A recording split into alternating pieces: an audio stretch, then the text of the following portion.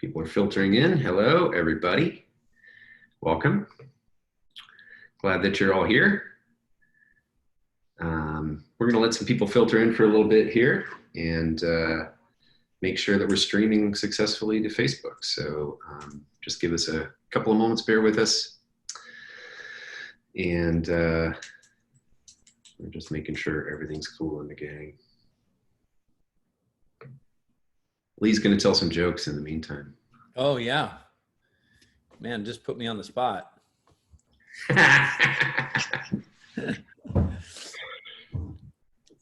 My daughter did tell me a joke. What did the bacon say to the egg in the morning? I don't know. What you did want to tell a yolk? That's a good 9-year-old one, huh? It's perfect. Yeah. How about what did Batman tell Robin before he got in the car? What did Batman tell Robin before he got in the car? He said, Robin, get in the car. I don't know why I like that one so much, but I do. Isn't that great? Yeah. Okay. Well, let's get started. We've got hundreds of people. There are a few just housekeeping logistics I wanted to let everybody know about. We're using Zoom in webinar mode because we have hundreds of people. And if we were all having to keep track of muting everybody, that would be pretty maddening.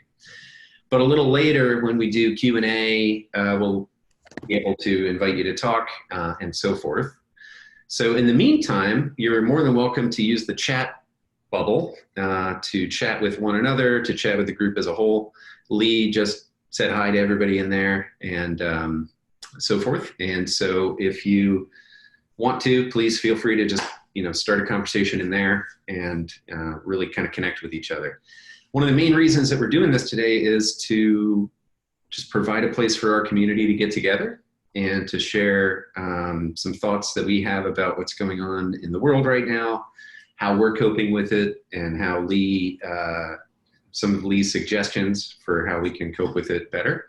And also just to talk about what it is that we're doing and planning here at Holden QiGong to kind of help us all get through this as easily and smoothly as we can.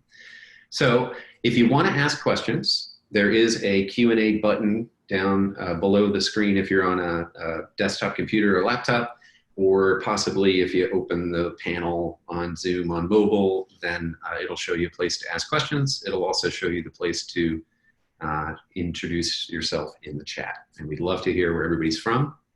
We'd love to hear anything that you're experiencing with the Qigong that you've been doing and so forth, and just kind of share that with one another in the chat.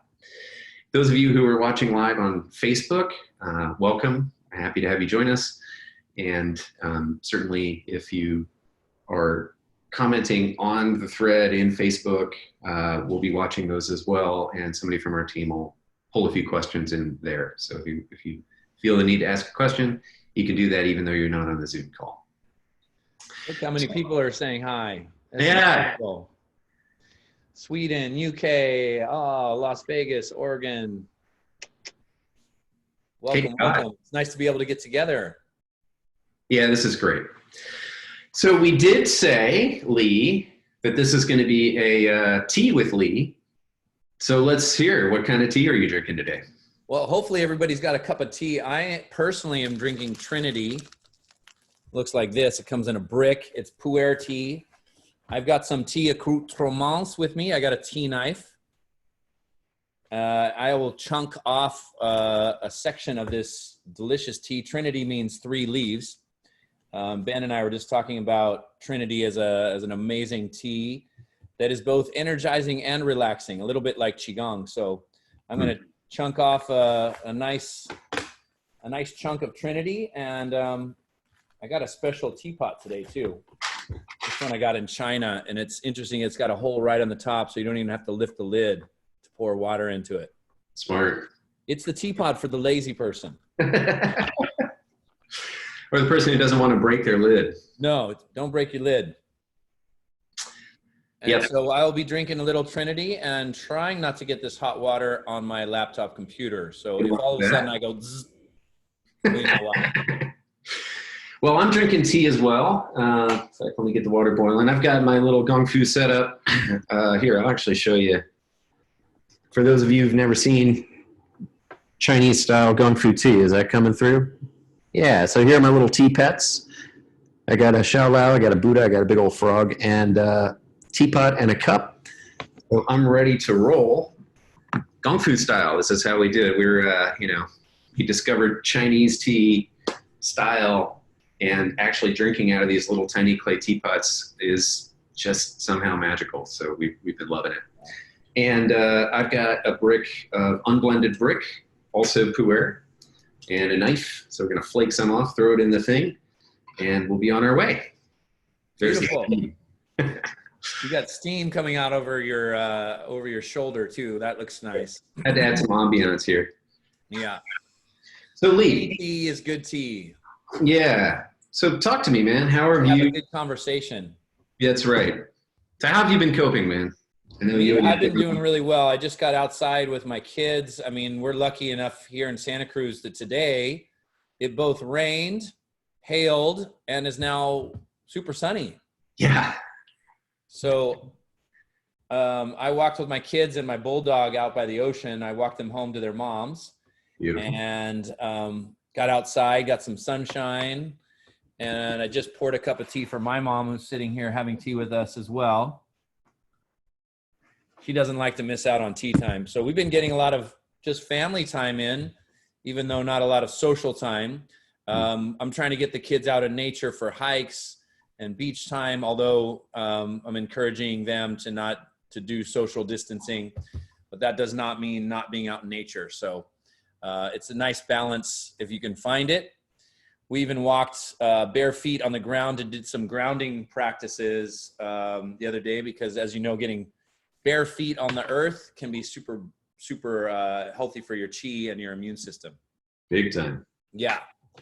Well, I know, games and movies too. Yeah. Any favorite apocalypse movies you want to share with the? We watched last night. We watched Lord of the Rings for the first time. A 3-hour epic adventure, and they loved it. So got to talk about Tolkien. In fact, I was telling the kids that when I was teaching for Weight Watchers in the UK, I was in the Cotswolds and happened to stumble upon Tolkien's favorite bar where he wrote a lot of the chapters for Lord of the Rings. And so that was fun to watch the movie again and tell some stories. Fantastic. Yeah, that's an amazing, it's one of my all-time favorites, Tolkien. Yeah. Grew up reading Tolkien. Yep. So I know here in Santa Cruz, a lot of people weren't really honoring the thing, mostly young people. We got a lot of kids here, young people, college students and stuff on spring break. So they're now asking us not to go to the beach because they got showing up and gathering in groups on the beach, which is unfortunate. I'm kind of planning to just slip down there and jump in the water and do some body surfing anyway. Yep. Because I don't think they're going to swim out there to give me a fine. Yeah, it's that nice balance between doing some social distancing and doing our part, but being out in nature. We walk along the cliff, but, keep our distance from other people. Yep. And, if you don't get the kids outside, they get crazy. Yeah, no kidding. I got a lot of folks saying hi to your mom. Oh, good. Yep. Say hi, Karen. Good to see you. Thank you. Hello. Thanks for joining us. My pleasure. There are folks asking where to get Lee's mom's videos. Oh, where to get Lee's mom videos? I mean, maybe we should put some of those up on our site. Yeah, we could do that. We should do a Qigong. Maybe we'll do a bonus class with my mom over this 2 weeks where we're doing some free Qi. I think that's a great idea. She's a great teacher, and it'd be really nice to have some of that going up. Yeah. Great. Get my dad to do a meditation too. Also see a lot of people asking about where to find the tea. So I'll address that real quick. We have a tea house here in Santa Cruz that's one of the most profound places of all. The guy who started it is a guy named David Wright, and he has never used a laptop or a cell phone or anything digital in his whole life, even though he's kind of our age. And he started this tea house several years ago after running tea retail for a long time. It's the only tea house I've ever been in where there's a drain on every table. You could do this full gong fu thing, which I'll demonstrate right now if you like, of pouring the tea over the teapots and pouring the tea over the tea pets and all that good stuff. And so his tea house, he also has just kind of, it's a very magical story and a mystical story about how he came into this supply of pu'er tea through connections. He used to joke with people when they'd say early in his tea career, like, when are you going to go to China and find some tea of your own? And he'd joke with them and he'd say, well, when they invite me. And then eventually they did. So he's got, his pu'er tea is really the best I've ever found. And I've been a pu'er freak for a while. So the name of the place is Hidden Peak Teahouse. Hidden Peak.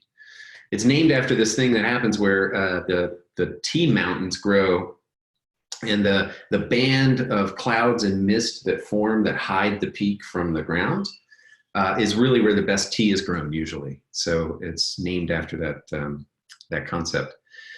And hiddenpeakteahouse.com, they do ship online, and I know they're still keeping things flowing right now. So feel free to drop by there and check it out. But that's where both of the teas that we're drinking today come from. And so far, that's where my favorite teas have come from. So just a little plug for a friend. Oh, Robin's putting up a link. Thank you. A couple other people also asked, Lee, if I'm your brother. What do you think? My business brother. Yeah, business brother, nice. So I'm Ben Cox. I'm the co-founder of Holden QiGong. People are asking me to introduce myself, and I realized I never did that. I told you guys how to find the Q&A button, but never said why I'm here. I see in the chat, man in blue shirt, who are you? Yeah. Thanks. Here's the question. It is a great question.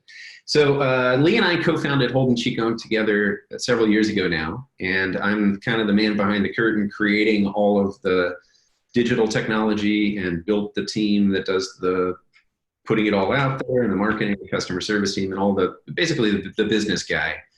I realized many years ago there was a real gift that Lee had to share with the world, and I bailed out on the Silicon Valley tech culture. I used to be a software guy and all this other great stuff. So when Lee and I started, I started studying Qigong. I started going to all the teacher trainings and all the week-long retreats for a while. And then the opportunity came up to start working together to just figure out how to get his stuff out there in the world in a bigger way. So it's been a few years. We've been doing well at that, and our mission is going well. And I feel like this virus coming along, we've sort of taken some time to think and talk and come up with where we are as regards to the mission itself, and where our work and Lee's brilliant teaching and the ability that he has to really help people weather the storm fits into the global situation right now. And I know for my part, I've been feeling really bad for the people that are out there in these areas that are really hard hit. And certainly China a few months ago, but we have a friend in Italy, in Padova right now, and he's telling some pretty scary stories and was the one early encouraging me to stay home because he's like, yeah, you're going to want to stay home. And I've been grateful for that input, but at the same time, just sort of seeing how bad this can really be for some of the people out there has really had our hearts going out to them. And I know, Lee, you've been thinking of different ways that we can increase our engagement with the community, and also kind of setting some goals. This immunity emergency kit seemed like a really great idea. Do you want to talk a little bit about what's in it and why it is what it is and why we decided on the thing? I think that's a good idea. There's some simple things that we can all do that we can share.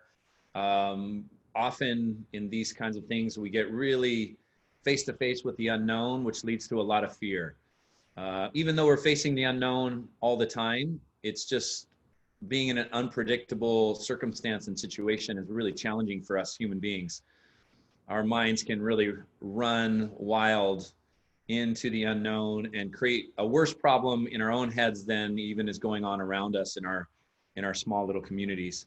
So that's one area to really work is in our own thinking process, in our own mental, emotional energy bodies.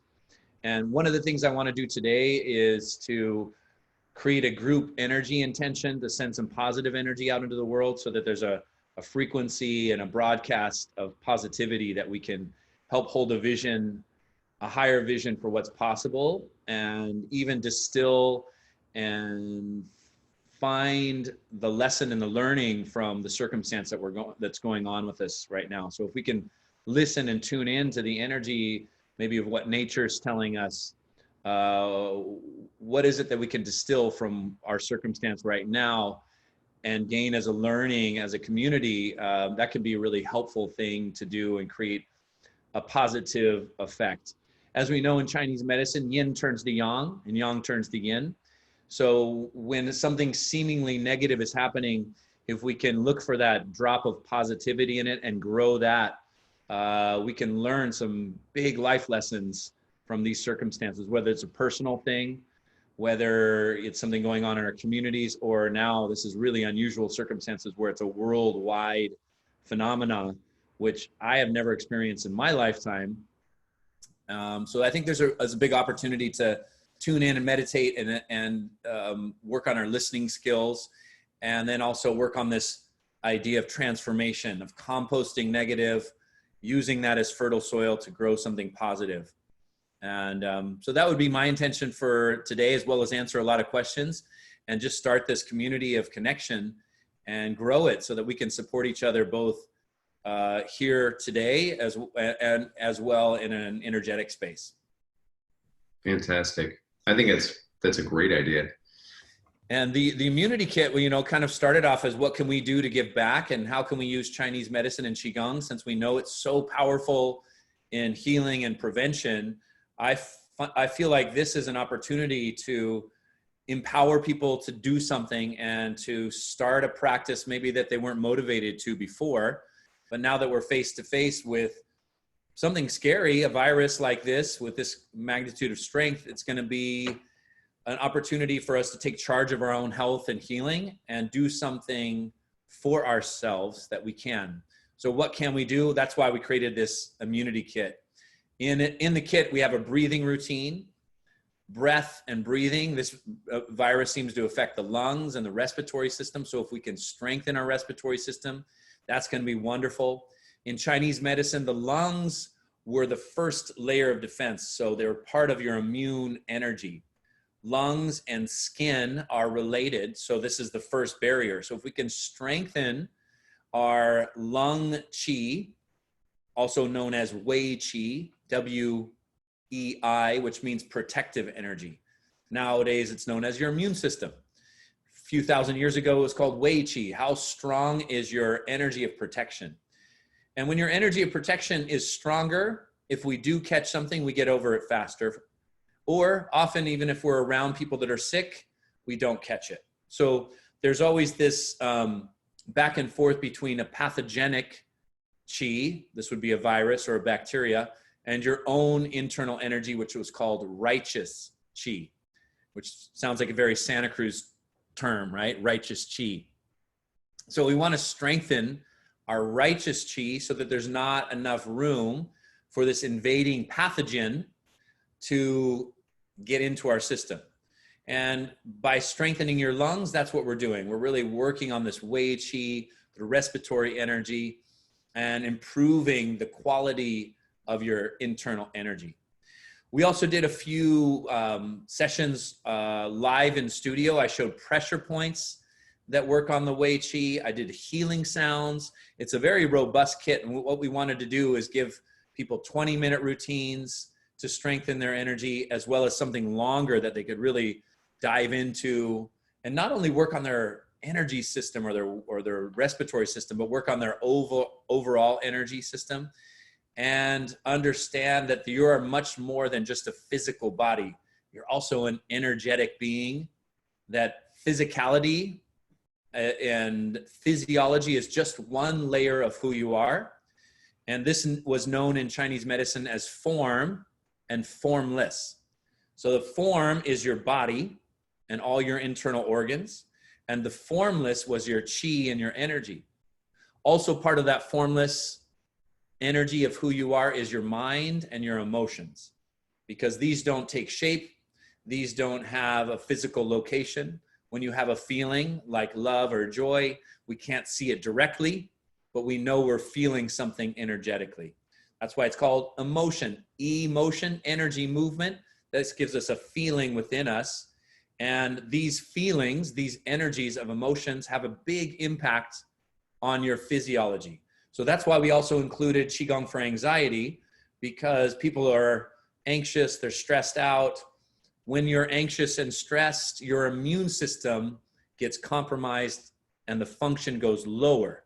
And if you're feeling happy and joyful, your immune system elevates and gets stronger. And so in Chinese medicine, we've talked about the mind-body connection for thousands of years. And now Western medicine is definitely talking about mind-body connection and showing how stress is detrimental to physical health. In fact, it's a root cause of lots of diseases.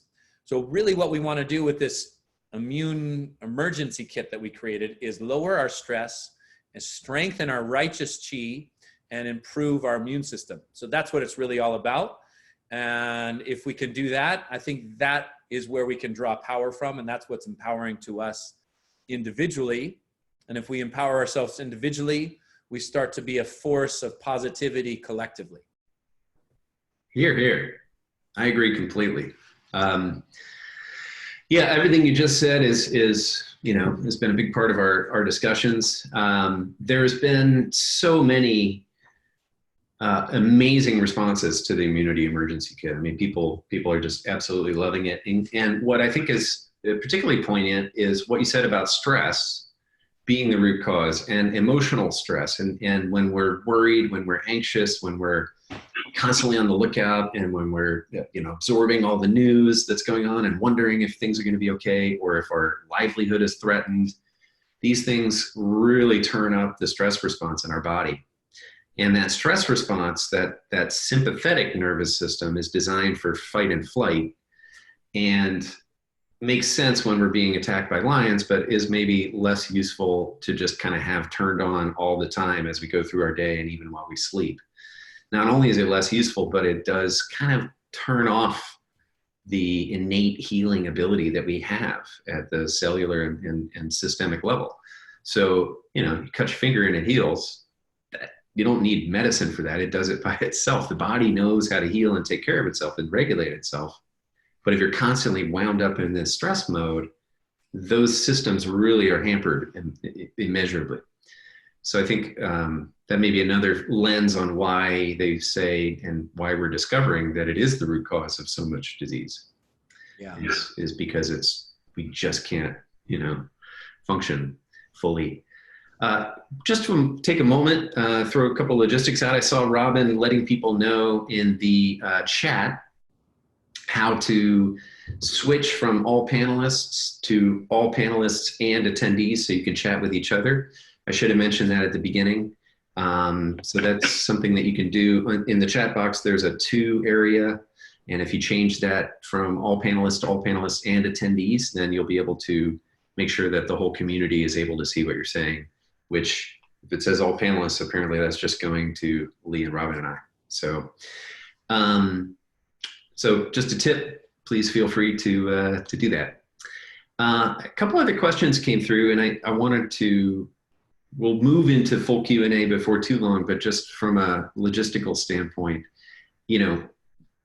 when we created this thing and started to see people sharing it immeasurably, we kind of sat back and thought about what are the goals, like what do we want to do to help? And what are the ways that we can help? And so a couple of things that we've decided to do are to start creating more opportunities for the community to get together in this way that you are now. And also to do more live interactive stuff using Facebook capabilities and Zoom capabilities that are out there right now. So, in the future, we've done a lot of stuff and put it out in the future, or we've live streamed, but really only in one direction. And the problem is that Lee no longer has an audience in the room.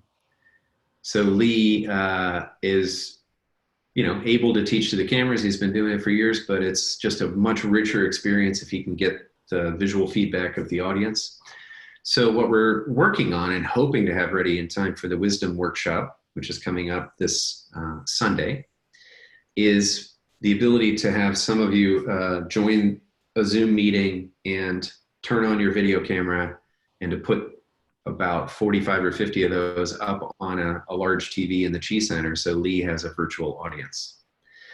And we really would like to invite those of you who are willing to be on camera, in a Zoom meeting. It'll be a meeting rather than a webinar, so that we can all see each other, to get there a bit early and join the Zoom. And we'll send, if we're able to get the tech working in time, we'll send out details about that as soon as we can. Really excited about the Wisdom Workshop that's coming up. I know it's scary times and difficult times, but we decided to go on ahead with it for a few reasons. I mean, I think, Lee, you can speak to what you're going to teach there this coming Sunday. Maybe you can give us a little fill in on that. Absolutely. I think Wisdom Qi Gong is a wonderful practice. And what I'm going to do is talk about the three wisdom centers. The wisdom of your mind. Often we're thinking wisdom, that chess player or somebody who's really smart in science or brain activity, but there's a lot of other wisdom centers. And I think this is important, even for children, to understand that wisdom is multifaceted. The wisdom of your body, your kinesthetic wisdom, how you move, how you enjoy your body, the wisdom of your emotions and emotional intelligence, and then also the wisdom of your mind and your consciousness, which includes spiritual wisdom. And how all these integrate and fold together is going to give us true wisdom. And especially in this particular time, to be able to keep our minds clean, present, sober to where we are will be really important. And then we will talk and address the points around the virus as well, keeping our righteous qi strong and doing some work with that, because that is very wise to do at this particular time. Well said. Yeah. I'm really, I've been looking forward to this one. Some of the Wisdom Qi Gong techniques Lee has taught in the past, and we've seen how effective they are, especially the stuff that kind of gets your head fully in the game, the head stuff. I think Lee used to cheat in Chinese medicine school. Yeah. Maybe not cheat, but get an advantage. I did it. It's not fair either. If you want to do well on your test taking and you practice Qigong, you have a great advantage. I literally studied a third of the time as my classmates and did really well on the state board final. I mean, people were really stressed out and focusing on this state board for 6 to 9 months, putting in, good 5 to 8 hours a day on the test. It really was a difficult test and challenging test, but a lot of Chinese medicine is recall. And so relaxation helps with recall. The information's already there. To pull the information out takes relaxation. It's like if you're really focusing or trying to remember something, it doesn't come, then all of a sudden you relax and boom, it pops into your mind. This comes from letting go and relaxation, because your whole system is so intelligent and so wise that if we trust it, we relax into it, the mind, the recall, the focus, the concentration works even better. And so we'll be talking about this, how to energize your brain, how to relax your brain, how to turn on more parts of your brain. And with recent brain scans, you can see that people meditating, doing Qigong, breathing exercises, more areas of the brain light up. And we can also change and shift brain waves, meaning that what you're broadcasting and what you're receiving is changing. So you notice when your mind is tuned into the stress and the frustration and the agitation that's all around you, we are plugged into a station, a frequency, and that information is being broadcast through our minds. Now, if you change the station, change the frequency, change the energy, you get new information moving and circulating through you, which is really important when mass consciousness is really freaking out and there's a lot of stress.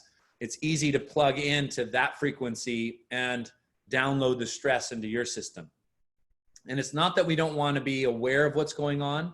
We just want to be able to bring in the kind and energy and be in a particular state that we want to be in. And so that is all about frequency, which is energy. Frequencies and energy. You look at any of your devices, whether it's a phone or a radio, it works with this particular technology. Well, we do as well. We get tuned in to different kinds of broadcasts, and our brain waves are a frequency of energy. And if we can move from beta, our stress mind, into alpha and theta, our relaxation mind, we can tune into a deeper frequency, excavate the lessons from any particular situation, and also turn that energy into information that our whole mind-body system is plugged into: relaxation, inner peace, a feeling of being centered and powered or empowered. Absolutely. I think it's amazing. And really just, there's this sense that when you do these practices and you start to really settle in, you really have a sense that it's our natural state to be at that level and playing at that level. And we're so disconnected from nature, and we're so up in our heads, and we're so, culturally not reconnecting with that natural state on such a regular basis. And these practices really, it's like a coming home for a lot of people. And that was my experience, certainly. And one of the main reasons I'm so eager to share this with so many people is that it was, for me, a distinction of like life before Qigong and life after the Qigong. Mm. And it's a very clear line. And for me, that is the experience I want people to have of coming home to their own true nature, their inner nature. And I think that's something that you really have a gift for being able to help us do, especially those of us who do have chattery minds and are in the Western culture. And, some of the other practices I've tried, I'm just so up in my head, and you're able to really kind of bring us down into our body and into that wisdom of the flow of the energy in our body and our interchanging of it with the environment around us. Yeah. So I'd love to hear a little bit more about, well, actually, before we do I love the idea of let's pull together and do the group meditation and intention setting and put that energy out there. Before we do that, I'd love to hear how your tea is. Oh, man, it's good. Yeah? Yeah, getting a real tea elevation. It's a Qi and tea is a good combination. Absolutely. And I tend to do this every morning. I just make a nice hot pot of tea, do practice, sip on tea, and it really sets the tone for my day. And speaking of intention setting, it's a good morning practice to set your intention for the day. There's always unexpected things that arise, things that are stressful or challenging. And how do we meet those challenges? Can we meet them with flow and from our center? Sometimes yes, and sometimes no. So setting your intention at the beginning of the day with a cup of tea and a little practice, whether it's a 5-minute practice or an hour practice, can really help line up your energy to what it is you want to create for the day. And we're all in different circumstances. Sometimes we have a lot of personal circumstances that are challenging and stressful. We have a group circumstance that's challenging and stressful. How do we rise to the occasion and meet those challenges with our best energy and our best selves? And I find that meeting that with your best energy and best self really is helpful when you do some Qigong practice to start things off. Otherwise, we start off the day stressed out, agitated, frustrated, and we tend to complain and have a lot of negative self-talk in our minds. And we end up orienting towards all the things that we don't like. And we find those things that we don't like. And what you pay attention to, energy gravitates towards. So our attention is going to be key. So line up your mind and your body and your energy to start the day, and more positive things start to come your way, and we start to notice and pay attention to the things that we like, the things that we're grateful for, and the energy that we want to cultivate. This is our challenge. Mm-hmm. And sometimes we rise to that occasion and sometimes we don't. At the end of your day, notice where you did it and notice where you didn't. And tomorrow we do a little bit better. Yeah. And so, you know, whenever we don't rise, we get agitated, irritated, we do something that we don't like, we get frustrated with somebody, we didn't bring our best energy into it. That's an opportunity to learn. Hear, hear. Yeah. Well, I know I'd love to hear if other people are drinking tea, what kind of tea you're drinking, and let us know. I guess just a couple more things on the logistics side. You know, we've decided to figure out how to bring out some of our material that is normally only available if you purchase it, and make it available live and have a live watch time for some of our programs where we'll stream live on Facebook, and we'll go live in the group, go live on the page, stream, you know, say one of our healing series, a learning series products, possibly on a weekend, do a longer program, like a full class from the subscription that's usually over an hour long, plus a meditation and so forth. So be looking for those announcements on Facebook. If you're in our Facebook page, Holden QiGong, and then you join our Facebook Holden QiGong community group, then you can be sure to get those announcements when they come through, and check the page periodically for anything about when we're going to go live next. We're probably going to do at least a couple a week for a while and see how that goes. It's new to us. We're figuring out the technology again. I think this is the first time we've ever streamed live to Facebook right now. Yeah. Is that true? I think it is, isn't it? I think it is, guys. Seems a little silly, but here we are. Yeah. So we're figuring it all out, but if we, we may set up some times and then just set up some times ahead of time and then send out an email with some of those times we're going to go live in Facebook. And we might be able to also figure out how to go live on YouTube at the same time. So for those of you who aren't on Facebook, we're going to do our best to get over to YouTube as well. So those will be coming up, and just, again, it's about getting the community together. Those of you who can make it, great. A lot of these things are going to be things that the core community here already has in their library, and you could do it anytime. But doing it when you know a bunch of other people are doing it, we really do create that sort of shared energy field when we do practice live together, even if we're separated by distance. So that's why we're going to be doing that, and really create an opportunity for people to connect to that. Lee, also, I guess, what would you say the grand vision is for bringing out our immunity emergency kit? Like, what would be the magic number where if we managed to share it with that many people, you'd just be, really ecstatic and grateful? Yeah, I mean, I think there is a tipping point, and we all know that once there's a tipping point, it shifts group energy, and happens with animals.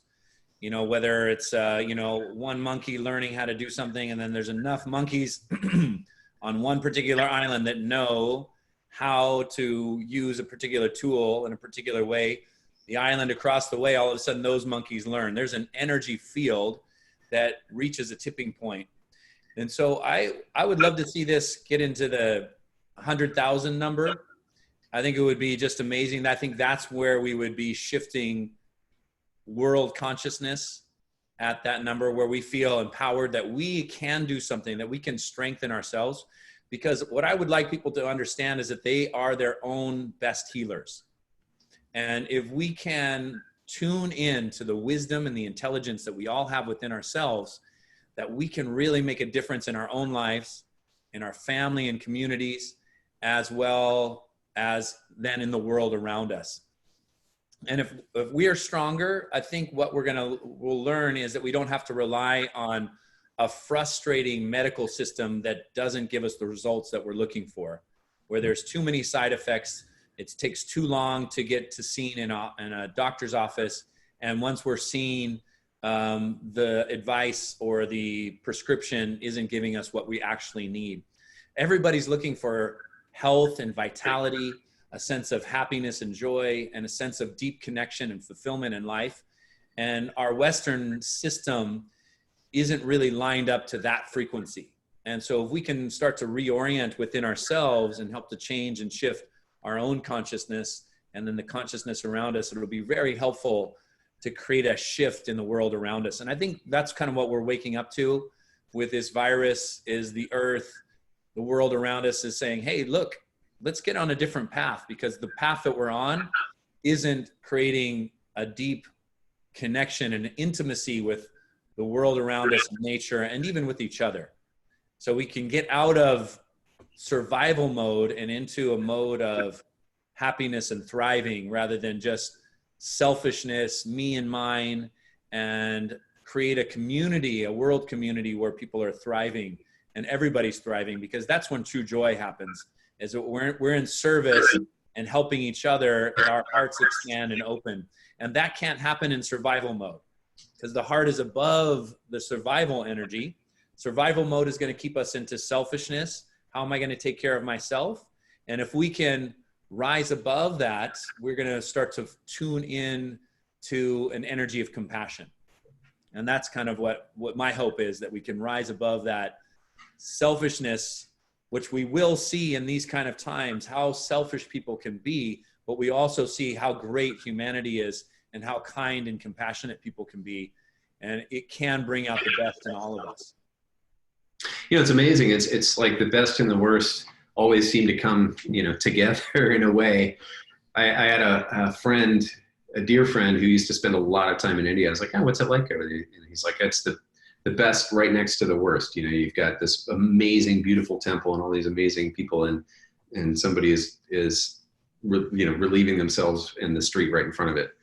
And here you are. That's just the reality of that place, where it's like, you can't get a more vibrant example of that. But we see that throughout life all the time. And in these times of strife and struggle, there's so often this like silver lining of everybody banding together to help each other out. And I'm really proud of us for being part of that. I'm proud of you, Lee, for being a leader and somebody who's really establishing a calm way of being and a way of thinking, and modeling that for the people in our audience, and for me personally, as somebody who really benefits from that association with you. So if we could get this out to 100,000 people, I agree, that would be absolutely fantastic. The thing that I was thinking of when you were talking about that is the Maharishi effect, which is when they did that group meditation crime study and saw a dramatic decrease in crimes during the time when both violent crimes and urban crimes, during the time when this large group was meditating in a giant city. That effect has been kind of documented and scientifically shown. And here we are trying to find ways to bring the community together to create that field. And even if you're just the one person in your particular neighborhood, and in a way, I'm wondering if we'll have a more significant impact because we're all in that field, but we're spread out geographically. So each of us is kind of a beacon of light in that community that we're a part of, drawing on the bigger field of the whole group and sharing that within our space. We'll find out. We'll find out. So for anybody, go ahead, Lee. I said it can really only help. That's right. Yeah, that's right. And we've seen a remarkable adoption of the immunity kit from people who, in our community, who are saying, I got my mom and dad and they're excited to do it now, and they're doing it now every day, and they never would try Qigong before. So honestly, I think the opportunity is there for those of you who've kind of like always wish you could encourage somebody in your community or in your world, or to bring this stuff out. I brought this stuff out into a number of business communities that I'm part of, and they're enormously receptive right now, where it would have maybe fallen on deaf ears 2 months ago. Yeah. So if you're out there and you're willing to share and you like what you've been seeing in the immunity emergency kit, and you know the value of it, just take the opportunity now while it's here to share it with even the people that you maybe wouldn't normally share it with. Because there is a lot of receptivity right now. Yeah. And that's the thing too, because we're all having a particular conversation. And if we can add to the conversation and change the conversation, that could be really helpful and interesting, because yes, people are talking about prevention through washing hands and social distancing and things like this, but that is one particular conversation. Can we elevate the conversation to something else? Can we elevate the conversation into what kinds of things are we doing differently now? How are we stepping back and reevaluating our life and our part and how we're participating in life? What do I really want? What is my heart desire as I step back and go inward, stay inside? How, when this is over, how do I want to come out into the world with some new energy and a new perspective? What do I want my communities to look like? My relationships to look like? How do I want my health practice? What have I learned from this experience? These are all different kinds of conversations that we can have with each other in these kinds of contexts, especially when we have that alignment, a likeness of mind that creates a true force of power in a particular direction. And so that's what's interesting to me, is changing the conversation, deepening the conversation, talking about prevention through energy and strength, rather than just being constantly on defense and in fear. How do we go on, a transformational outlook of what we're going through? Yeah, here. Well, we'll continue this conversation. Again, we'll be bringing the community together more often. We'll be doing, for those of you who are in the video class subscription, if we're able to get this workshop interactivity face-to-face thing going, then we're probably going to be doing the live classes for video class subscribers as well within the video class subscription. So they'll teach those classes live to an audience of whoever's willing to show up and be on camera on Zoom, which will really, hopefully, help you all have a place to go if you're able to make it. We'll be trying to time shift them a little bit, so sometimes afternoons, sometimes mornings, possibly sometimes on a Saturday, so that those of you who are in, I believe Sharon mentioned that she was in New Zealand and it's tomorrow, so Sunday is her Monday, so she can't really come live.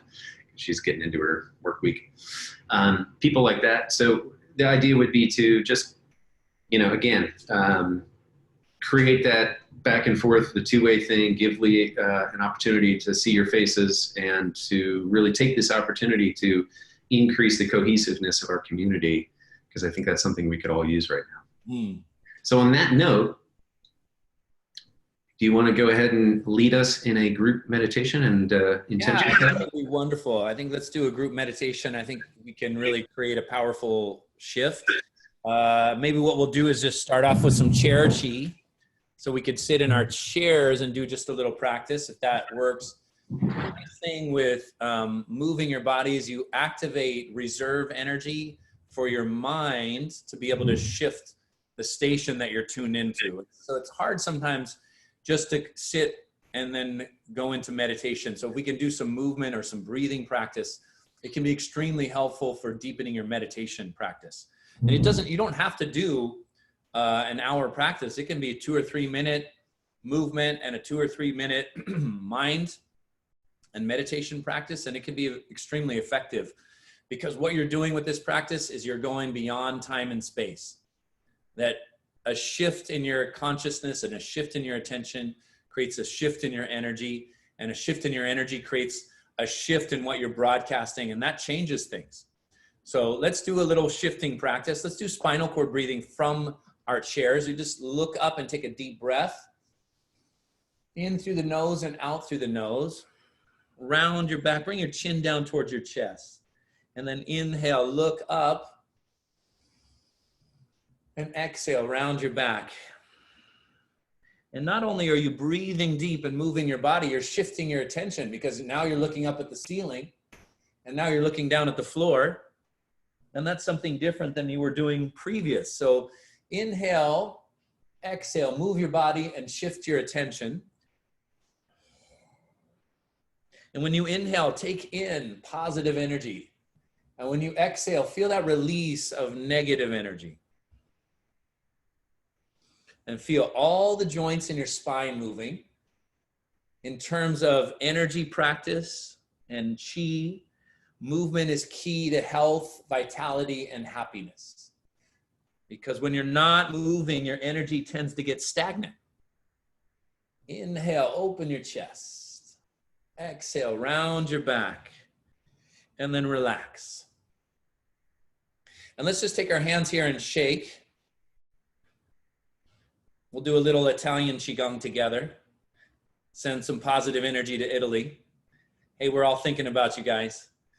This one opens the inside of the wrists, which is the pericardium and heart meridian. So it's good for stress clearing. Take a deep breath in through the nose, exhale out through the mouth.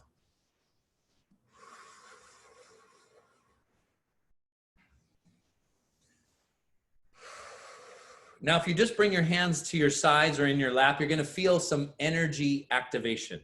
And this is one of the principles of practice. We want to activate our internal energy. We want qi to circulate and move. Now, tap your wrists together. And one thing you're doing, this point right here, is for your immune system. It's called the outer gates. And it's like a strong fortress of energy around your body to keep your immune system functioning at a high level. So we tap, and then we do the other side, tap. Now the inside point that you're tapping on is good for emotional balance. So you're getting double benefit by doing these 2 points. So anytime you're feeling low energy and stressed out, take a little time and just tap these points together. You're home with just your family and friends, so you might look a little weird, but that's okay. Get everybody to do it with you. And then when you bring your hands down and now feel the activation of your energy. Activating energy is going to be key to this practice. You feel a little buzzing and tingling, moving in your arms and your hands. These points at the extremities have influence to your whole mind-body system. Now, let's just do a little flow. Just float your arms up and inhale, about shoulder height. And then just relax your elbows, relax your shoulders, and float your hands down. And then inhale, float your hands up. And if you want to, just go ahead and close your eyes and feel the air moving through your fingers and across your arms. Allow your mind to pay attention to what's happening in the present moment a little bit deeper. Notice that in this moment, you are safe and grounded and balanced. Breath comes in through your nose and out through your nose. Tune in to the eternal present moment. The future is just but a daydream, and the past is just as what happened before that takes place in our mind. What's real is right here, right now. Let your senses tune into that. Notice the sounds in the room, the sensation of your feet on the ground and the chair at your back. You are tuning into the present moment and relaxing your body into a flow of energy. And this flow of energy is extremely empowering. Let your hands drop in your lap, palms face up. Just like that, palms face up in your lap. Close your eyes and notice that you are circulating energy through your whole body. The energy that's circulating through you strengthens every physical system. All your physiology is heightened with more energy. Qi is the electricity, and your systems, your organs, are the appliances. So now that you have more energy getting to all the systems of your body, your physiology works better. Slow your breathing down. So you're going to inhale slowly through the nose, pause for 2 or 3 seconds, and then exhale through the nose. This is something that's called vasovagal breathing. It calms your nervous system and calms the mind-body response through the vagus nerve. But slowing down your breath in and out through the nose also strengthens your respiratory system and your immune system. Inhale, pause, 2 or 3 seconds. Exhale. Pause. 2 or 3 seconds. And at those moments when your breath is still, let your mind be still as well. The silence and the stillness of the breath starts to permeate through the mind, creating a spaciousness between your thoughts. And at those moments where there's spaciousness in your thoughts and your mind feels calm, we can just insert an intention, like planting a seed in fertile soil. And have that intention be health and happiness for myself, health and happiness for my family and my community.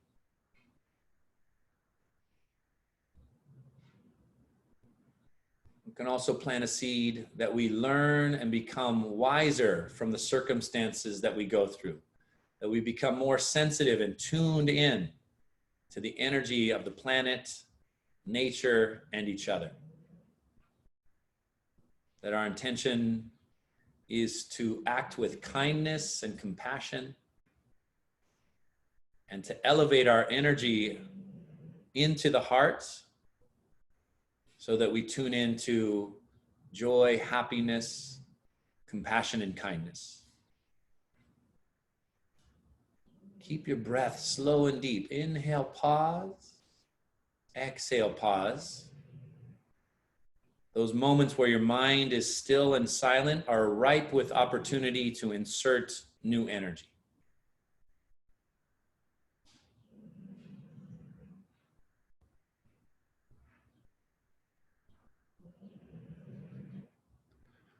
Then just rub your hands together, palms together.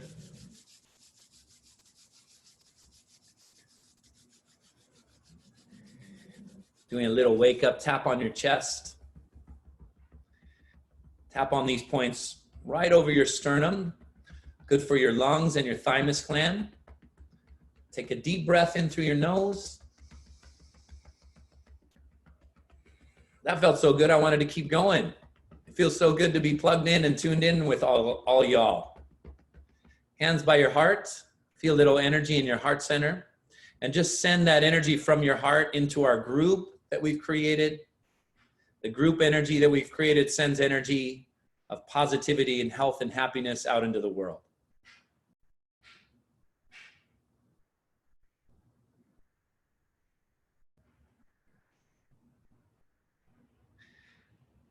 All right, well, wonderful. Thank you all. There is more where that came from in these groups and in all the stuff that we're creating.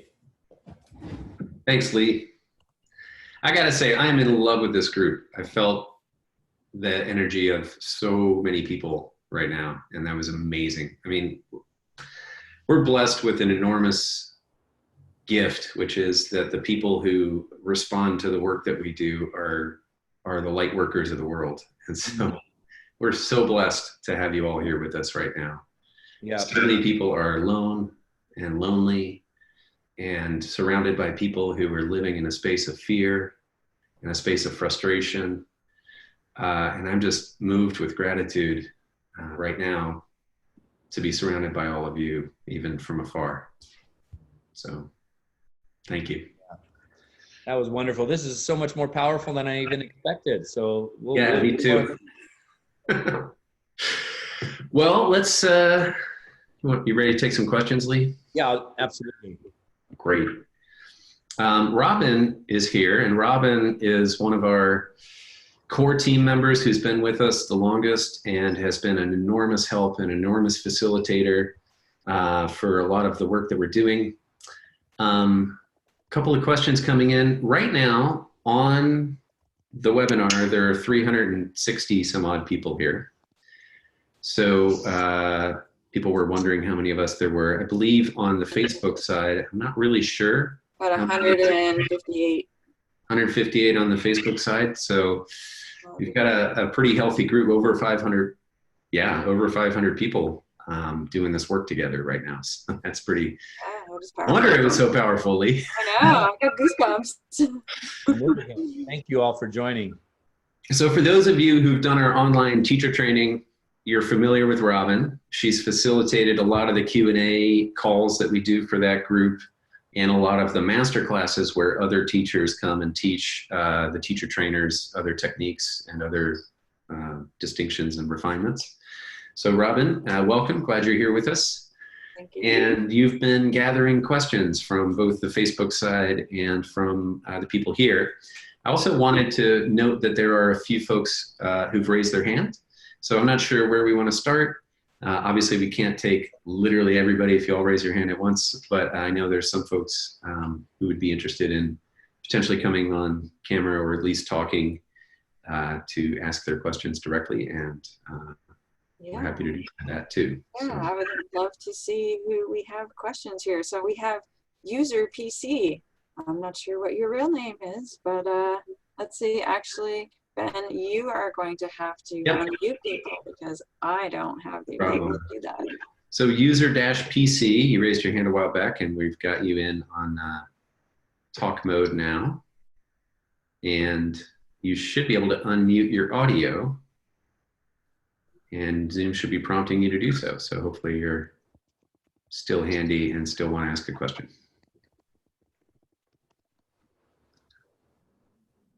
All right, we're going to move on for the moment. We could circle back to you. Looks like your hand went down. So I can also, I see the Q&A. I can go through some of these questions quite quickly if you want. Yeah, we can do that as well. But in the meantime, let's, anybody else who's got their hand raised, let's just see if we can get anybody on. Who's next? I have, I can't pronounce your name. I'm sorry. I don't want to butcher it. Ghislaine? Yes, the first person here at the Okay. middle name is Albert.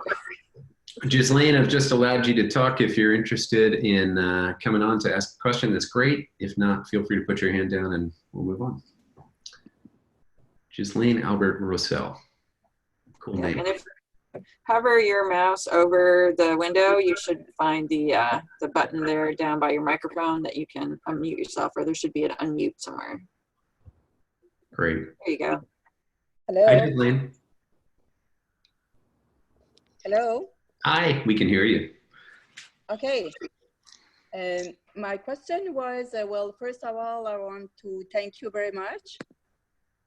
And I wonder, and I have something that we had before from a month that I had bought. If I can have like the same routine again.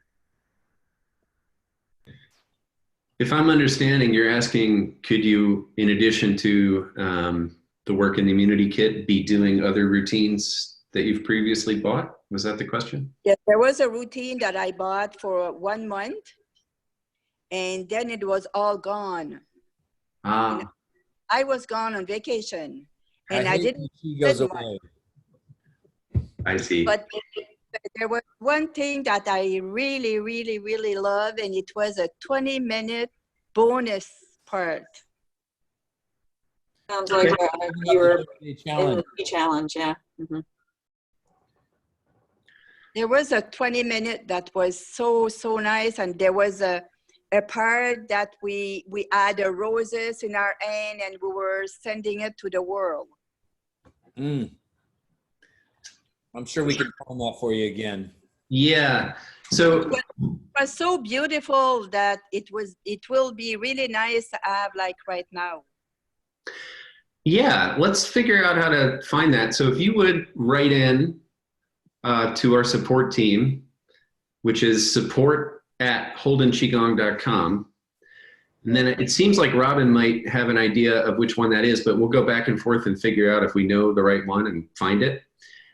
Because I think that's a great suggestion, and we'd be happy to dig it up and see where it fits into what we're offering folks right now.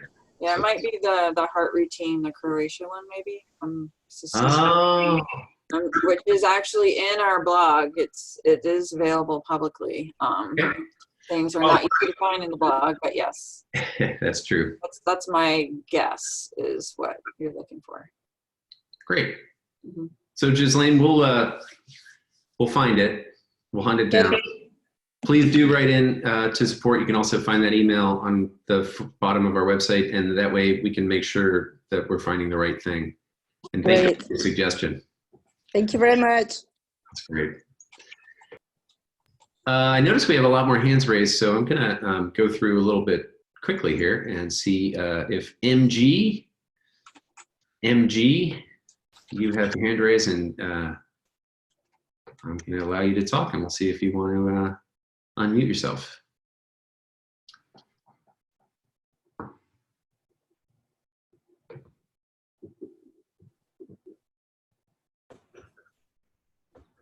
So just hover your mouse over the Zoom window and that should pop the controls up for you.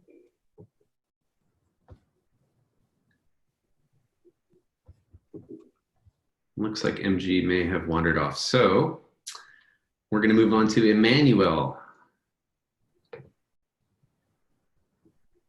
Emmanuel, you should be able to unmute yourself now, and you did. Yay. Yay. Hi. Hi. I'm so excited. This is such an honor. I actually just wrote on the Q&A my question. I have practiced extensensively with utilizing the books of Montauk Chia and some of the videos from Lee. And when I wrote a letter to Montauk Chia and his center, he told me to reach out to you since Lee is the senior teacher on the West Side. And I just want to thank you in person. And also I wanted to know at what point in your career, in your personal journey, you felt ready or you knew you were ready to teach. Yeah, that's a great question. It's funny, I was a senior instructor for Montauk Chia when I turned 25. I like to be a senior at 25, and now I'm a junior. So when are you ready to teach? You know, for me, I was so excited about the practice. It was working so well for me in my life that I just started sharing with friends and family, and it was very organic. My mom was teaching yoga and fitness at the time and had some workshops. So I was just like, hey, can I come in and share some Qigong? And I started teaching in her workshops. And then I decided to teach a class at a fitness club, a Qigong class, host some of my own workshops, and it just kind of spiraled. In fact, I worked for 6 months as a teller in a bank just so I could make enough money to go to Thailand to study with Montauk Chia more. And that has been my only job when I was 24 years old. My only, let's say, real job. Otherwise, I just got so excited about teaching Qigong and passionate about it and doing healing work that I started sharing it with friends and family at first. And then it became, you know, people started paying me for it. And I think that's a great way to go. Start sharing it with your community, your friends and family. Teach a small class. Share your excitement, you know, speak to where you are in your practice. Hey, this is something I started studying and this is what really worked well for me. And if it worked well for you, there's lots of people that probably have those same issues and that will resonate. And I think that organic approach really does well. Thank you so much. Thank you, Lee. Thank you so much. And I really do appreciate you continuing to share the teachings. And I think, Emmanuel, too, you having the question, even having the question shows me that there's a desire to do it. So I would say just start sharing. And we have a wonderful program online that you could start. You could learn to become a teacher through our online community. And that goes for anybody. We really tried to make it convenient for people to start their practice and start teaching right where they're at. It's a great course, a lot of energy and work into, and it comes with a lot of hands-on online help, as well as if you can get, you know, to Santa Cruz in person when this pandemic goes away. But this is a great opportunity to dive into your practice while you're at home. Might as well dive into your Qigong practice. So I think that's a great. Yeah, I agree. And Emmanuel, you've got some background, so I'm going to mute you. And cool. I agree completely. We've been talking a little bit about how there are a lot of folks who are interested in becoming teachers. And of course, we've designed the online teacher training to be accessible and available to the folks who are at home and couldn't travel to Santa Cruz from around the world or for whatever reason, time off, money. But now it's like, well, you can't go anywhere.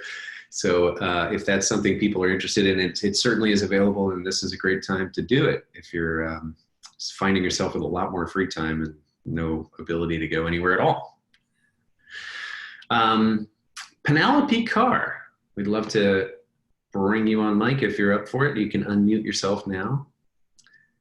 And let's see, there she is. Hi. Hi. I'm from Sydney. I'm from Sydney, Australia. Fantastic. And I've been teaching Qigong for quite a while, and I love watching Lee's videos and stuff. But because of the time difference with us, can you, if you do the training, because I've already done a lot of training already and I want to do some more, can you get it at a different time? So because I can't always do live stuff. You're talking about the teacher training in particular? The teacher training, or just any of the recordings that you're going to be doing at this time?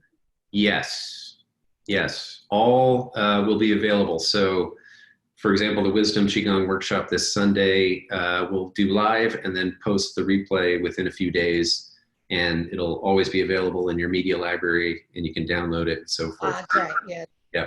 And likewise with the teacher training, the only real-time stuff in the teacher training is that we do have some one-on-ones with senior instructors, which you'll have to schedule once you're further down the road in the training and looking to finalize your certification. But otherwise, it's all available at your leisure. Great. Thank you. Thanks, Lee. Thanks, Penelope. Absolutely. Glad you're joining us from so far. That's wonderful. Yeah. Daniela Ditescu, perhaps, unless I obviously just butchered your name and I'm sorry, but hi, Daniela. And should be prompting you to unmute now.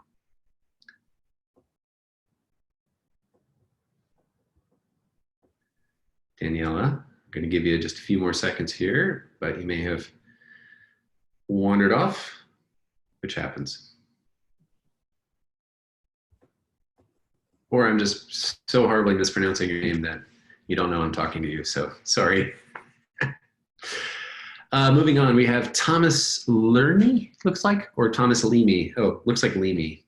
And we're going to allow him to talk. Thomas, if you can. Oh, he unmuted himself. Hi, Thomas. Pleasure to be here. Hello.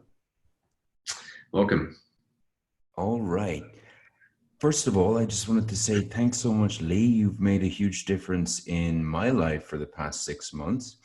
I've been repeating your 30-day challenge in the numerous countries I've visited in the last few months, like Namibia and Botswana and Greece and Ireland. So thank you for being part of my morning routine every day. I really appreciate it. Wonderful. So my first question, I have 3 short questions, I guess, but my first question is, it relates to when you mentioned at the start, having, setting your intention with a cup of tea. As someone who would do your 7-minute routines every day, are there any particular Qigong moves you would recommend that can go well with setting an intention? That's a great question. I really like pulling down the heavens, where you're just inhale. And this is like that receptivity and connection to the universe, so that your personal intention is lining up with the larger energy field. And we're just open to receive and get clarity of mind and tune in that we're not just skin encapsulated, that there's energy flowing through us and emanating out from us. So I really like pulling down the heavens as a simple one for intention setting.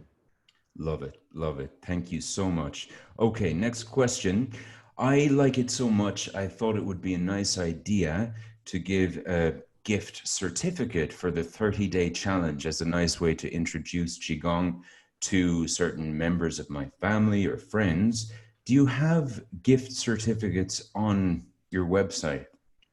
I think we have a way in which you can gift that 30-day challenge. In fact, I know we do, but I'll let Ben answer and give you the particulars. Yeah, that's right. We do have gifting for many of our products, actually. All of the Healing Series and Learning Series products, you can go online and there's a drop down and you can choose to have it be a gift in the form of an access code that we'll send you within a day or two. So that's available for all the Healing Series and Learning Series products.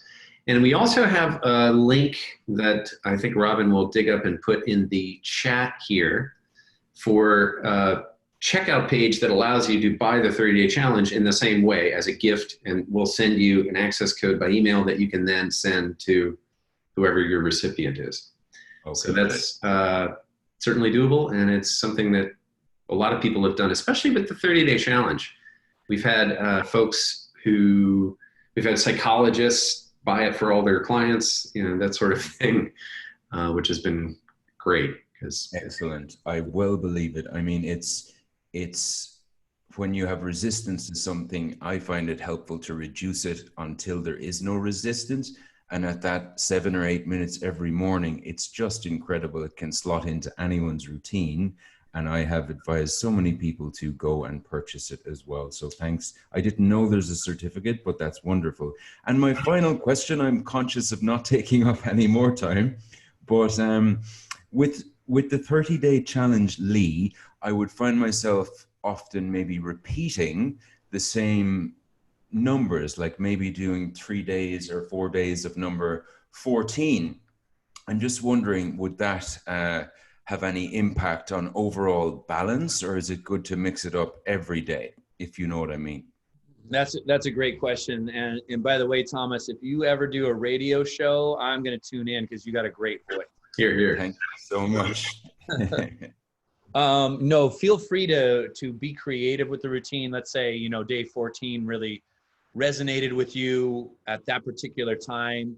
Often we're going through something for a week or two. So there might be 2 or 3 routines that really resonate for you in your body at that particular time. Go ahead and repeat those. Okay. It is good to cross-train your energy and your body and your movements. That's what I like about Qigong so much, is that you get a little stretch, you get activations, you get a workout, you get flow all in one routine. And doing a variety of those movements has tremendous benefits, say over 2-3 months. For sure. So what I like doing, there's particular routines that I come back to very frequently because I like them so much, and then just occasionally mix it in with other kinds of routines and movements. Amazing. It's been such a pleasure speaking with all of you, and thank you very much for the service you are doing to the world at this time. I appreciate it. Thanks, Thomas. All right. That link is in the chat too for you, Thomas. Yep. Okay, well, let's move on to Q&A, because I noticed there are a lot of questions. And Lee, I know you've been sort of examining those a little bit. We have some also, I think, Robin, in the document. So Robin, do you want to curate these and ask them of Lee, and then kind of get through them in an efficient manner? I know you've been keeping an eye on them while we've been busy talking. So yeah, I have. So I know, Lee, you were kind of eyeballing the ones that were in chat. Do you want to knock off some of those real quick and speak to some of these, because there's some repeats and whatnot? Okay. Lisa has a question: is it better to practice Qigong in one long session or 2 or 3 short sessions a day? And either one is good. It depends obviously on your life.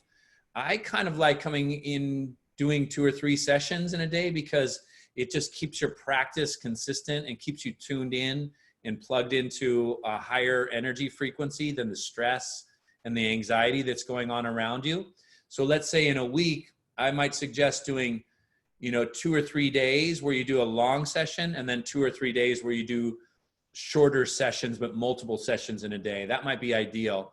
And then just understand your own life, your own limitations based on your family and your work, and do what really works for you. Emmanuel, I have read and practiced extensively Montauk Chia. He asked us that question. That was great. Wendy, I wonder if Lee has some specific advice for Holden QiGong teachers at this time.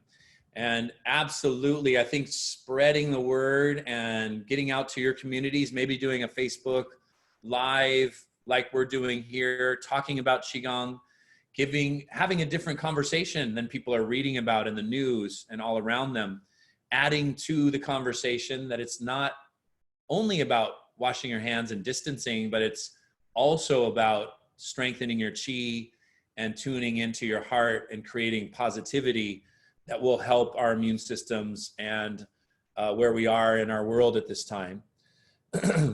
Harmony asks and suggests, how about starting a live online medicine free hospital using Zoom? Okay, that's a great idea.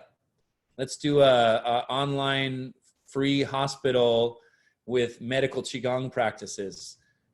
We'll put that into our group chat in our business meetings.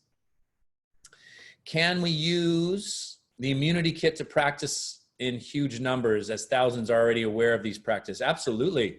I think that was a follow-on to the idea that we use the immunity kit in the free hospital. So I read that. Yeah, that's it. Yeah. Let's follow up with that. Yep, love it. Have you heard any statistics about Qigong or Tai Chi practitioners are doing better, not getting sick as often as those who are not doing it during the pandemic? I imagine that is the case, but that would be a great thing to tune into and look into. So maybe Ben and Robin, we can look and see in China if they have any stats about people, Qigong practitioners, and how they're faring as opposed to others. Yeah, that's an interesting question. Yeah, but definitely people with stronger immune systems and not immune compromise are faring better, and lots of statistics and studies on people that do Qigong have stronger immune systems, as well as people that aren't stressed out.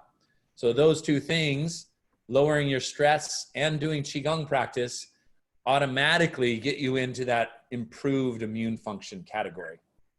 Can pregnant women do these practices?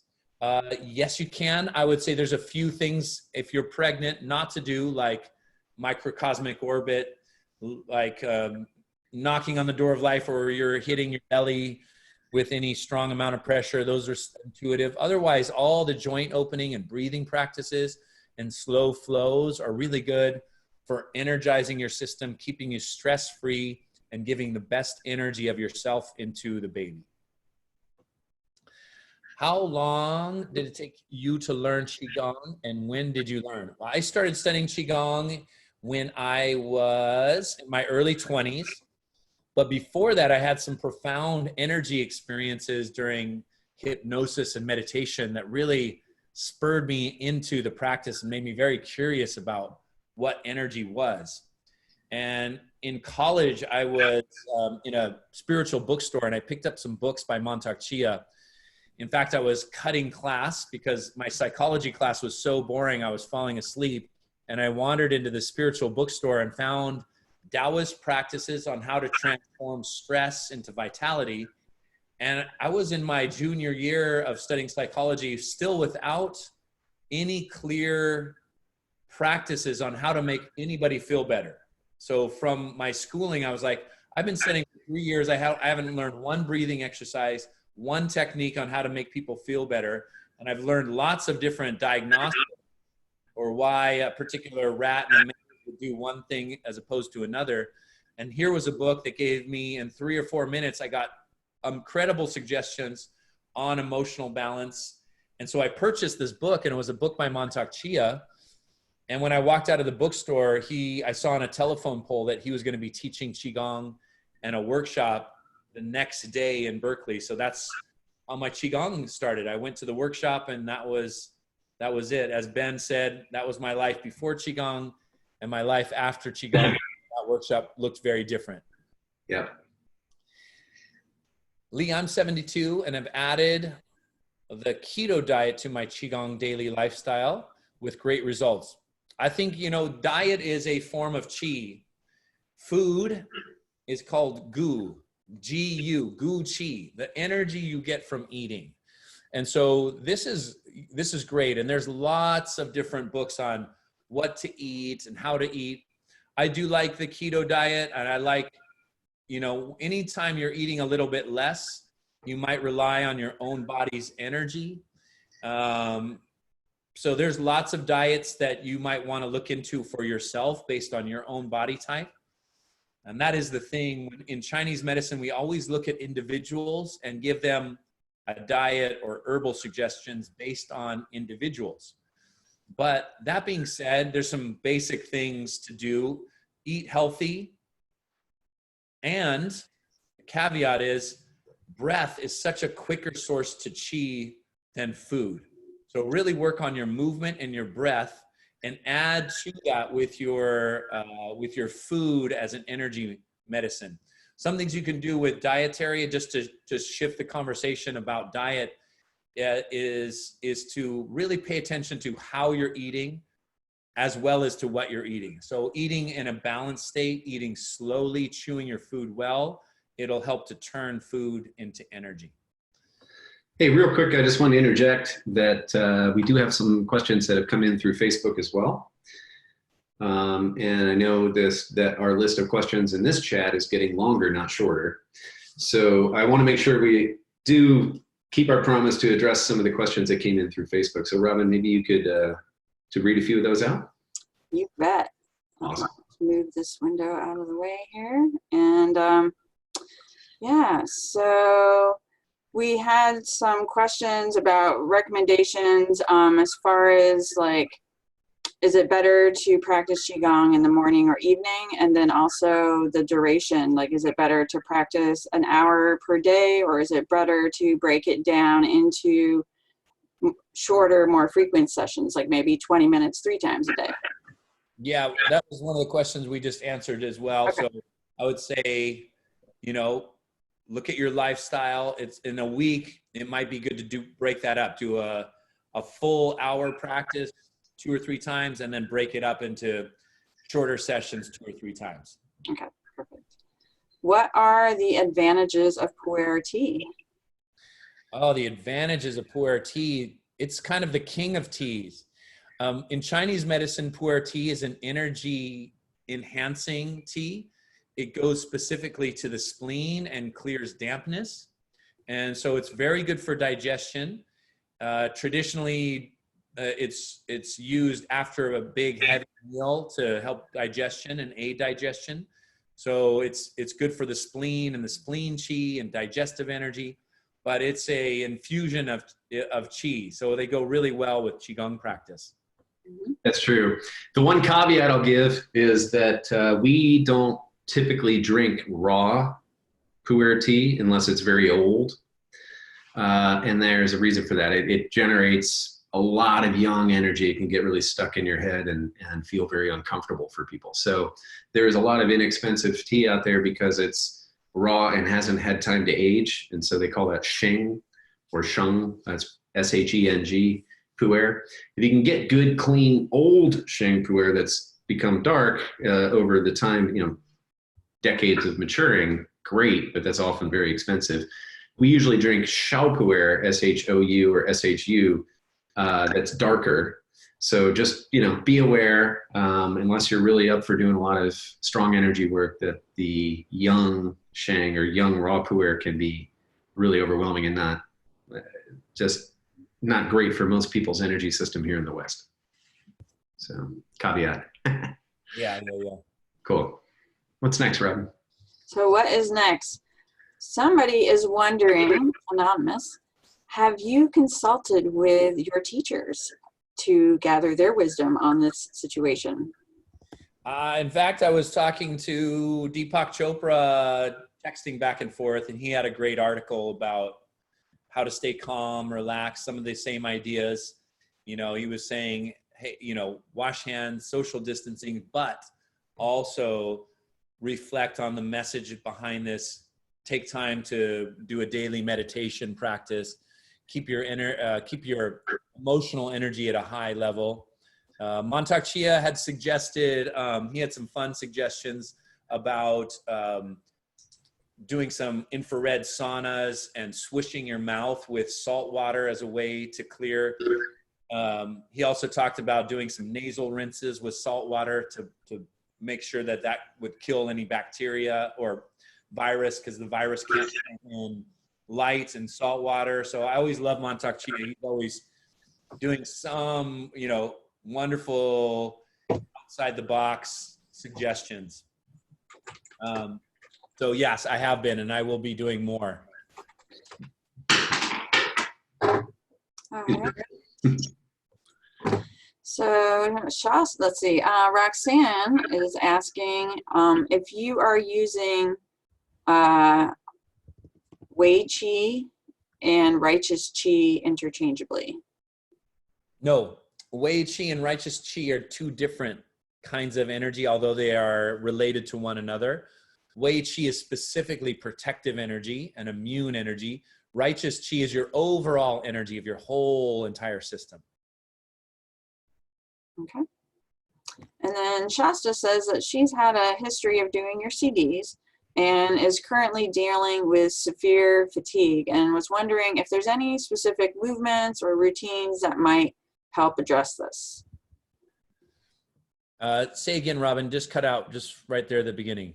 Yeah, so Shasta has a history of doing your CDs, and right now she's dealing with severe fatigue and was wondering if there are some specific moves or routines that might help her. With severe fatigue, breathing practices, because again, you're going to tap into a quick source of energy and you don't have to necessarily be moving your body. If it's hard to get off the couch or out of bed, you can be doing these practices anytime. So work on breathing and then massaging these lung points here while you're breathing, and a little bit of Qi massage, tapping on the chest as well as tapping those points. Will help to start to elevate energy. Do it 2 to 4 times a day. Okay, sounds good. So Carolyn says, I would love to know how to raise my energy level and keep it higher. Absolutely. Qigong is the answer to that question. Just Qigong, you know, between 20 minutes, you know, 7 to 20 minutes a day can do wonders if you're consistent with your practice to get your energy up. And often your energy will go up dramatically when you lower your stress. The other thing that's worth mentioning is sometimes if fatigue is a result of sleep issues, then some of the calming stuff like the healing sounds before bed, for example, can kind of shift that situation that then can allow you to show up with more energy in your morning. So that was just another thought that for some reason came to me in this case. I don't know if it's relevant to this particular case, but it just occurred to me to say it, so I did. Cool. Cool. Let's see. So Sarah says, my town is a hotspot for the coronavirus. Her lungs are compromised and she's very concerned. What can she do? Well, I would say definitely keep your energy strong. Keep your energy up, because even people, when you have a strong energy, strong righteous and Wei Qi, you're less likely to catch the virus. And if you do end up catching it, your body's strong and can fight it off. So try to tune in, not into the worry and what if I catch it, what if I catch it, and getting all stressed out before you catch it, and try to stay positive by shifting your mindset, and then do breathing practices that will help your energy. I would say do that, do a routine from our immunity kit at least once a day, twice a day. Quick aside from that, if somebody thinks that they have it, or if they're afraid that the symptoms that they're showing of flu or cold or whatever might be the coronavirus, or just they're sick, what would you recommend that they do? Oh, okay. And if they are sick, then what I would recommend is that they do healing sounds, and that'll help you get over that sickness quickly, because healing sounds is an energetic practice that specifically focuses on purging and clearing. And so maybe, Robin, what we can do is put a link to the Healing Sounds course in the group or on Facebook. Yep, that's great. Do that. Okay. Kristen is asking, she says, I would love to hear Lee's take on breaking the cycle of overwhelm leading to difficulty initiating self-care. Lack of self-care leading back to more overwhelm. Sounds like a vicious cycle to me. It is. It's so hard sometimes when we just feel like, oh, we can't get off the couch. We're kind of in a vicious cycle where we're maybe watching too much TV, not eating healthy, and not moving our bodies. And our energy starts to get lower, and then it's harder to do anything. So make a routine for yourself. So where it's just like your job. You're like, okay, it's 9 a.m. I'm going to do my 7 minutes of Qigong. Give yourself a little bit of practice. Usually what happens is we start to feel so good. 7 minutes turns into 20 minutes. 20 minutes turns into 30 minutes. But give yourself a time when you're going to do Qigong. Every day at 9 a.m. and 4 p.m., I'm going to do 7 minutes of Qigong and see if you can add to it. So plug it into your schedule and make yourself do it, even if it's just for 7 minutes, and then it becomes part of your routine. Because if you have to motivate yourself every time to do your Qigong, sometimes, I'll do it later, I'll do it later. There's the procrastinating mind that can be pretty powerful.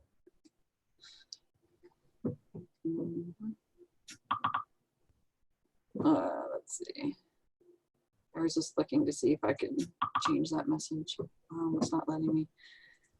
All right, let me go over here to the next question. So Mary's asking, what type of Qigong do you teach? I teach an integrated style because I've had so many masters that I bring in different styles from Montauk Chia. We teach 5-element style. We do a real deep dive into 5-element practice of Qigong. And we really zero in on the 3 treasures style of Qigong, which really emphasizes the integration of your mind, your emotions, and your body. But you'll see on our website, we just did 8 pieces of the brocade. We do swimming dragon, and I give clear principles of what Qigong practice is all about. And that way, whatever style that you are practicing, you understand why you're doing particular movements and what the benefits are to you in terms of where you are in your mind, body, and spirit for yourself. All right. Let's see. So Deborah says, my question starts with the observation that humor and almost a sense of flippancy is threaded through your teaching. Let's see. Is this penchant for lighthearted something that you've acquired through a special teacher, your unique nature, or effort to westernize this practice to teach more people? He says peace and wishes for you and your continued well-being. Thank you. Oh, yeah. As somebody who knows Lee's parents, I'll weigh in on that. He come by that honestly. He's just that guy. He's hilarious. He's fun. He's lighthearted. He's humorous. And I think these wonderful practices have just allowed him to keep that throughout his whole life, as opposed to having the childlike enthusiasm, dwindle and get weighed down by the worries of the world. That's my observation.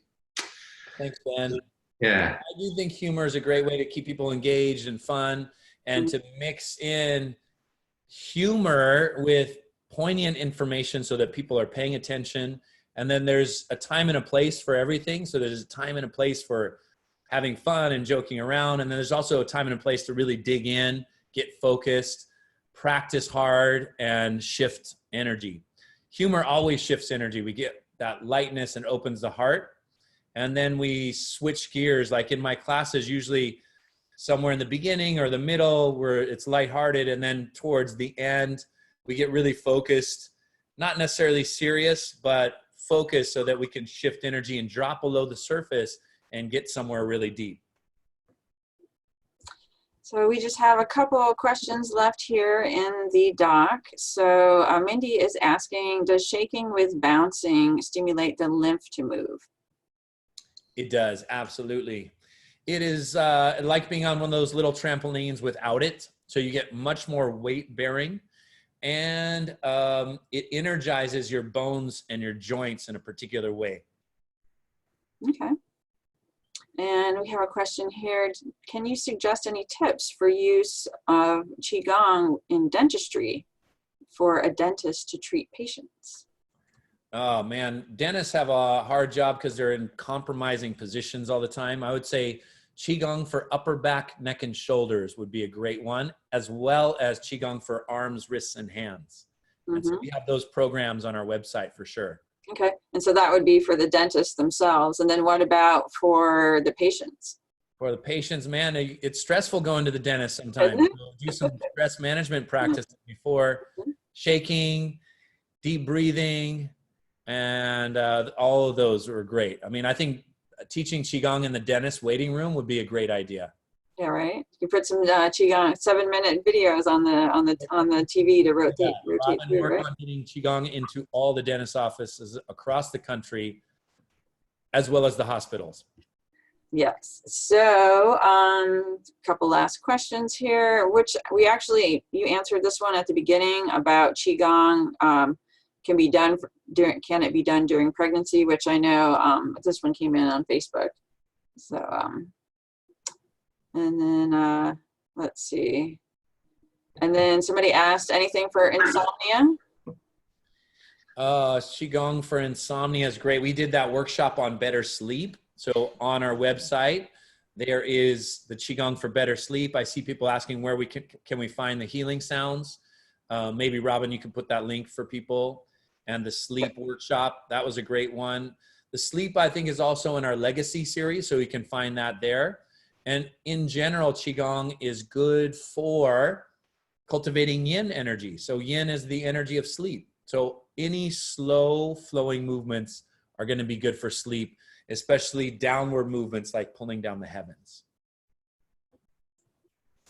Great. Yeah, so that's it for her over here. Okay, maybe what we can do is, should we answer these questions and put them out? I know I have to go fairly soon, guys. But I see a lot more questions in our Q&A, so I would love to answer them at some particular time. I think it would be great to do this again. Yep, for sure. We'll do. Let's do this. It is getting late. We've been on quite a while, and I appreciate everybody who's been sticking around with us and hanging out. That sense of community. So what we're going to do is go ahead and we'll be doing more Q&As in the near future that are for those of you who are part of the video class subscription, or those of you who are part of the teacher training. We're planning to do more than usual and start inviting video class subscribers to Q&A sessions as well. We'll be announcing those very shortly.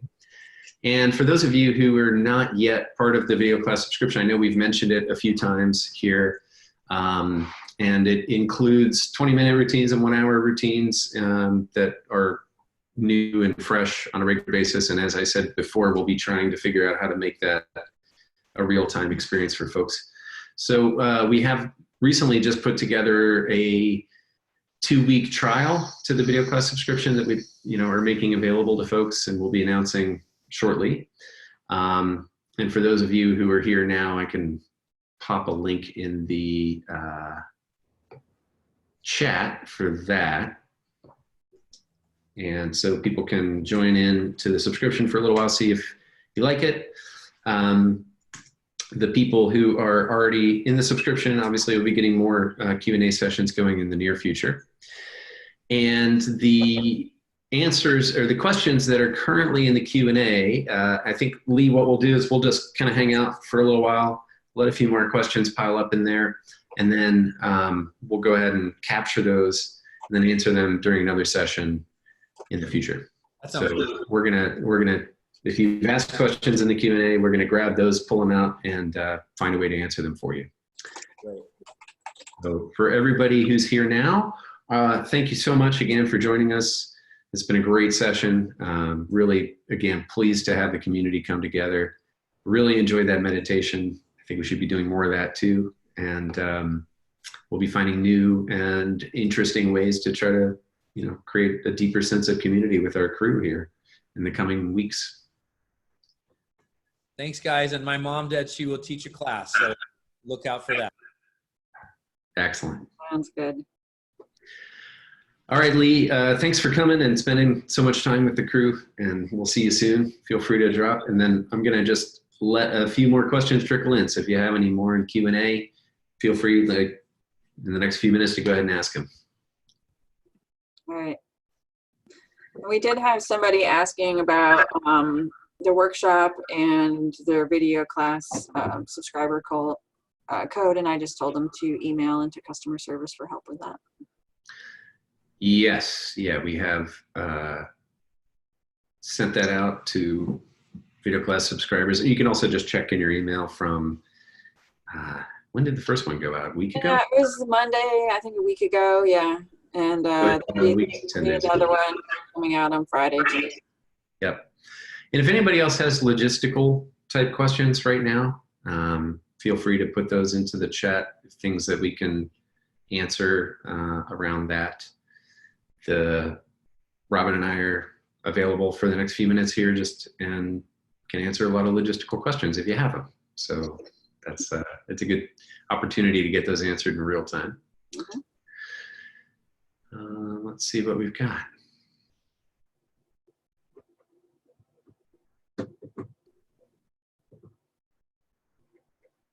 Oh, we have Carrie requesting a Buddha Palm training series. I think she's been sneaking into our meetings. The fly on the wall. That's right. Nancy's asking classes for children. We do, in fact, have a little bit of a plan to try out a couple of classes for children and see how well received they are and how effective our community is at sharing those. So we'll see how that goes, but it's something Lee has been wanting to do for a while, and his kids are awfully cute, so it'll be fun to see them do Qigong as well. They often show up and do gymnastics for the video class subscriptions and so forth for those classes, sometimes at the beginning or the end. So Piers is saying the more of Lee's intensives you can do online, the better. We're looking into what we can do that way and what we can't. So there's some logistical, obviously everything's all about logistics at this point. One of the things that we found in the past is that trying to sit in front of cameras and lights and so forth for an extended period of time can be very difficult and very trying, very draining. I think if we add a big screen full of people as well, it will increase that effect. So we aren't yet to the point where we're going to do the week-longs in a week-long format. But in the past, we've done that. We've split those curriculums up over weekends, and Lee's taught those on two weekend days in a row over several weekends, one a month for 4 months kind of thing. So we're talking about which ones we might do there too. Harmony, thanks so much for the information about the Chinese hospitals and so forth. I'm very interested in chatting with you about that. And I see your emails here in the question and answer. So I'll be reaching out and getting in touch.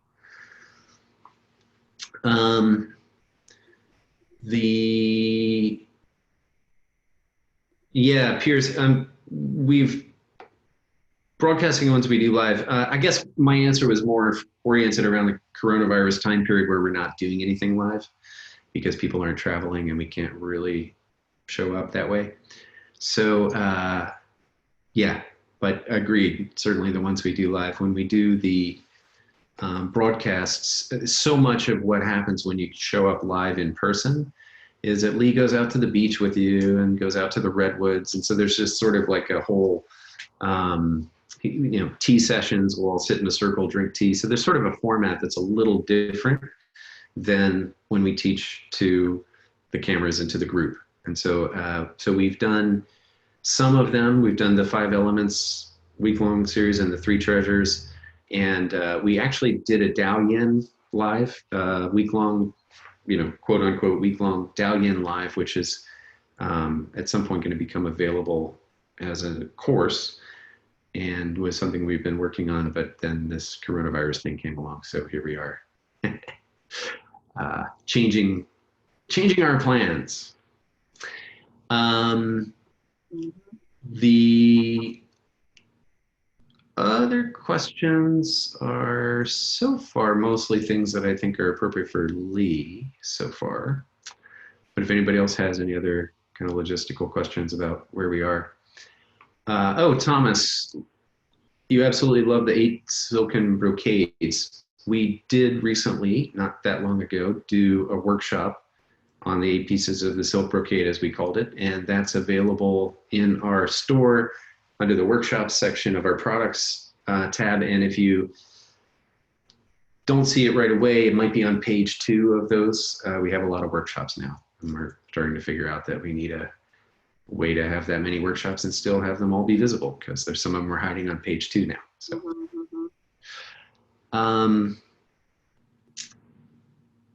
this is really great. Stephanie, where might we find healing sounds? There was a link that was posted. I believe it's also available through the products tab of our page. Yeah. Is that true? So if you go to the products menu in the navigation of holdenqigong.com, healing sounds is one of those items. Yeah. So that's another way to get to it. Or you can scroll back in the chat a little ways before we drop here and fish out the link. Healing series is a different thing. So actually, Robin, how exactly would they find that right now? Yeah, I think if I share the screen here, I bet I can show everybody. Let me just... It's a good distinction. let me... So, can you see my screen here? Sure can. All right, awesome. So if you just go to holdenqigong.com, we have over here under the product menu, things that were mentioned today. We had, if you need the immunity kit, that thing I just got rid of, that's the link to that. Right. And this right here is the Healing Sounds course, which was mentioned today. We mentioned some of the healing and healing series, which are under here. I linked the 30-day challenge, actually the gift page, but this is the regular item right here. And then we also talked about the workshop for the wisdom workshop. So if you want to get that one, you can just go over here, and that will, there's the immunity kit right there again. So that'll pop up on the regular website, and you can go there to register for that. So yeah, I think those are the things that we mentioned today. And I was going to collect all those links together and just post them in the Facebook group too for people. Great. Okay. Sarah, glad you found the links. That's great. Anybody else while we're still here? I think we're going to drop in about 5 minutes at the top of the hour. So if anybody else has any other questions, logistical in nature or things that we don't necessarily need a leave for. Actually, I got to go and talk to the UPS guy. So Robin, maybe you can keep an eye on the Q&A. Oh man, the fort. Well, we want to thank everybody for coming today. It's been really awesome having this amazing interaction with you all. You know, the interaction on the chat has just been off the wall. It's been really great. It was really hard to keep up with questions, and tons of really great questions. So we really appreciate all of you showing up today. It's been awesome.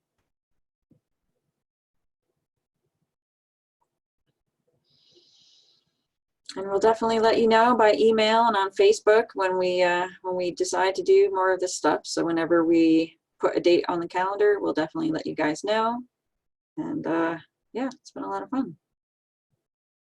Yep, I think we're gonna drop my FedEx guys here with some new equipment to help us do more of this amazing live streaming. So I gotta go. Okay, they made it. Thanks so much for joining us, everybody.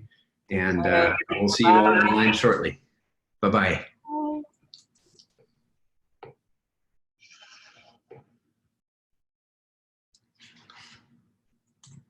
Sorry, man. Give me 1 sec. Yeah, that's me.